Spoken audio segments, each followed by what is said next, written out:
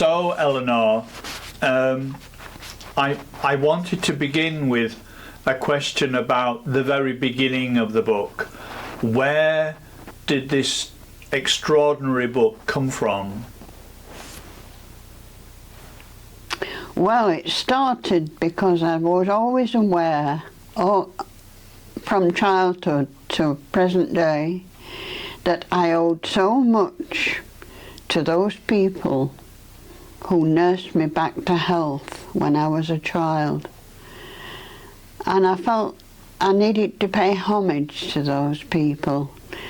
Okay, they're all dead now, but that doesn't matter.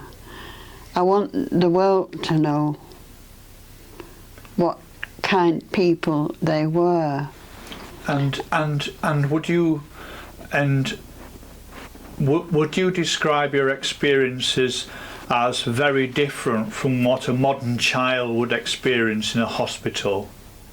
Would you say it was a very different experience to what say people like a child today would go to hospital? How different was it, your experience, to a modern child? Everything was so strict. Nowadays, children are allowed parents to go and sit at the side of the bed. They're allowed toys on the bed, you know, and all that kind of thing. It was all very organised and disciplined. And the sister in charge was a real disciplinarian. Yeah. She made us all behave, even though we were all not 100% well. You were ill. Pardon? You maybe thought you deserved sympathy, not discipline. It's a very It was a complete change from the cosy world I'd come from. Yeah. Where with mother and father and cosseting me and everything. Yeah. Suddenly I was in a hospital environment, and where I had to obey the rules, I had to obey myself. I couldn't do as I pleased. Every day was set out for me. Yes. Meals at a certain time, going walks at a certain time, going to bed at a certain time. And also the sheer distance of the hospital from home. Today a child might go to the local hospital or maybe to the next city, but to go the distance you went, and you were escorted, you had an escort, didn't you, who took you all the way there from That's your right. little village.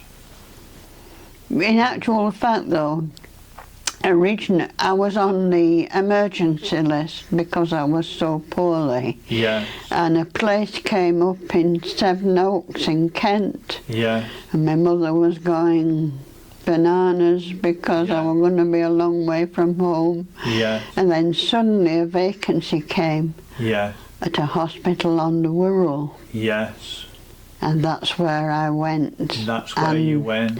I'm grateful to the day I die for all they did for me. Well, one of the things that strikes me in the book is the treatment, or rather the approach they had to healing you, included the children sleeping outside. That's right. It was an open-air ward with wire netting. People used to come past in the street and stand and stare, as much as to say, my God, you know. and 1947 is recorded as being one of the coldest winters of the century. It was. 1947 was a dreadful winter, and we were sleeping outdoors in that. Yeah. We all had chill blades on our lips and on our feet. Yes. Every one of us did. Yeah. You couldn't avoid it. Yes. Our lips, we used to be putting salve on our lips trying to get them to heal. Yes, and the other thing which is fascinating is it's almost as though the book has three levels. The highest level is the sister in charge of your ward, and a close study of your relationship with her, And the second level seemed to be the routines and the orders and the strict rules. But the third level was just the relationship of you all as children. Yes, that's right. How you not survived is the wrong word, but how you coped with this extraordinary place. It was at times very traumatic, because at one time we all made best friends, you know, and my best friend unfortunately died. Now, as a child, I couldn't conceive Yes. that children could die. Okay, grandparents die, Yes. old people die, but Yes. a 10-year-old girl doesn't die. No. And it absolutely shook me to my very Yes. foundations. Yes.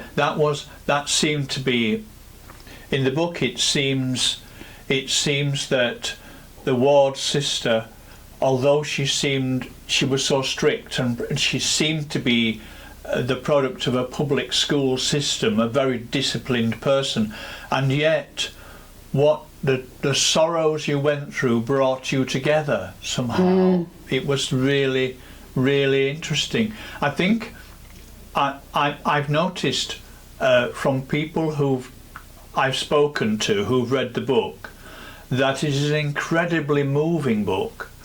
It is incredibly sorrowful in places, but also it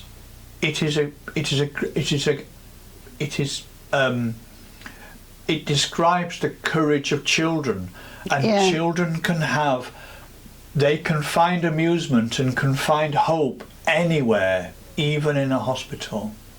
Yes. It was. And sleeping outside in winter time. Yes. And the moths that used to fly in. Yes. When I was first put into Fortitude ward, Yes.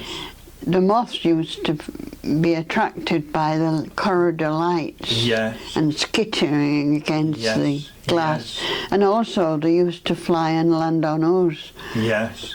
I got used to them. Yes. But at first I used to scream. Yes.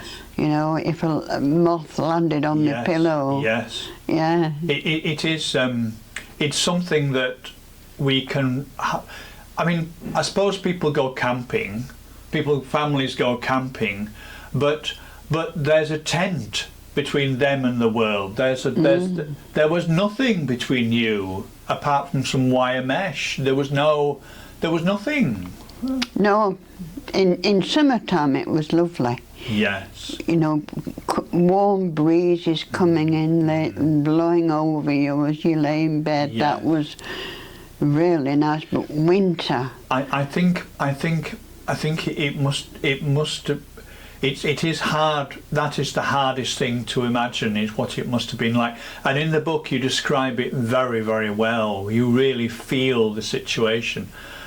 We had sore lips, chilblains on our lips, chilblains on our hands, chilblains on our feet. Yes. Because we were sleeping outdoors in sub-zero temperatures. And finally, the final thing I wanted to talk about was that when we read the book, we notice the comings and goings of patients, and that is and during those 2 years, or nearly 2 years that you were there, that patients leaving would raise your own hopes that you were going to leave yourself, and yet that stay in hospital just carried on and carried on and carried on.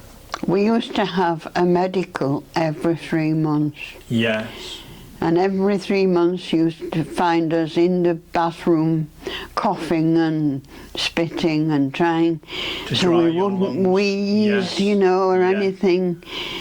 And then we'd go for the medical and think, you know, fingers crossed. Yes. And then they'd say another 3 months.